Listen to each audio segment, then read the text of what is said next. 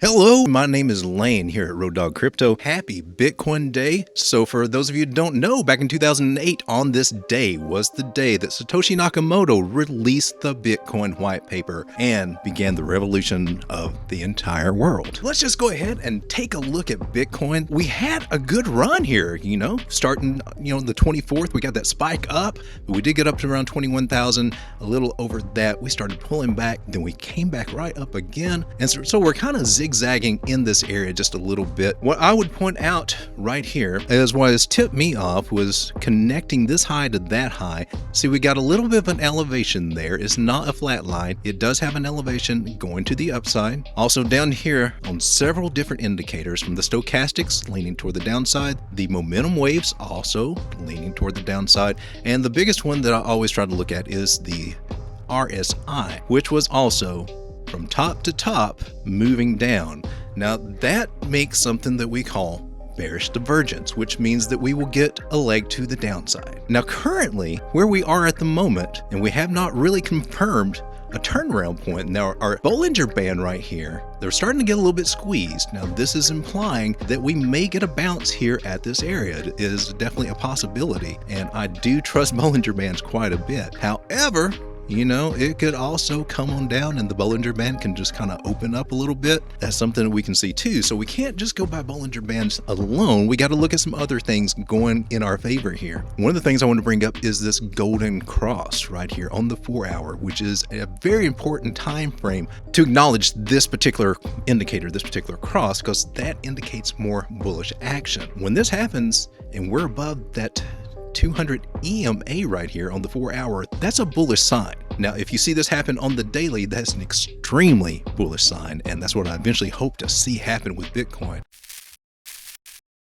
Greetings to the crypto community. We are pseudo-anonymous. We are here to smash that like button. We believe this content needs to reach more people like you. We are watching. We are listening. Most importantly, we are liking and subscribing. We are pseudo-anonymous. Expect us. But, with all the things going on with LFMOC coming up, all these things being released, especially this week, majority of the people or persons in the market right now, we're leaning more heavily toward institutions. So we're a little bit more aligned with their think and how that they look at things.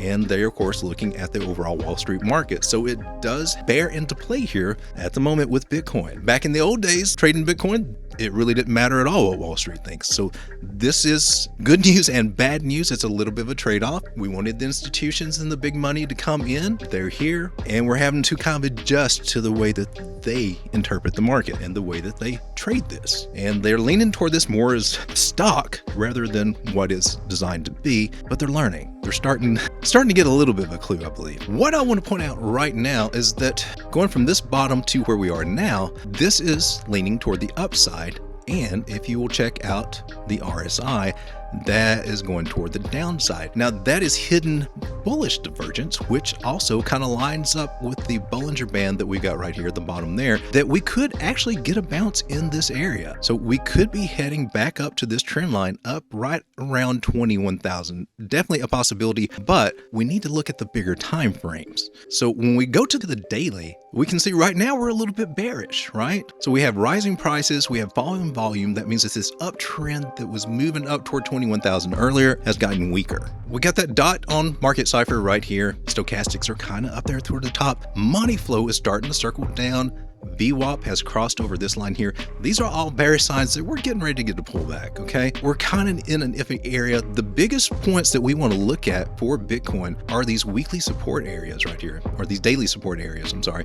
Right here, just right above $20,000. I've got a couple of different areas right here. So this is really a zone that we're looking at. This is a possible bounce or retracement area that I'm looking at, right above 20,000. So what the daily is telling me that we could possibly come back to these areas, and that could be our bounce. Now on the daily, the Bollinger Bands are widening out. When you're using Bollinger Bands, what you want to look for, because they get a little tricky when they start going up to the top of this line. See this blue line I've got right here. When you see candle closes above that line, that's a good indication that this trend will continue. But here we got to close below it And so that means that right now we're getting ready to come back down, more than likely toward the middle of the Bollinger Band. And that's just how that they work. It's a very good indicator. It is a great reference to use to get a feel for what's going on with Bitcoin. Very, very good indicator. So it's suggesting that it's starting to curve up just a little bit, but price action will probably come back down. And that does kind of meet right over here in the area that we just looked at, around 20,000. Now, RSI is currently coming in at 63. Now that's good. It's not too oversold. When we start getting 70, that's when it starts, needing to cool off a little bit. So not terrible on that. And our MACD histogram is coming down a little bit. We can expect these to come down. So I am seeing the Bitcoin,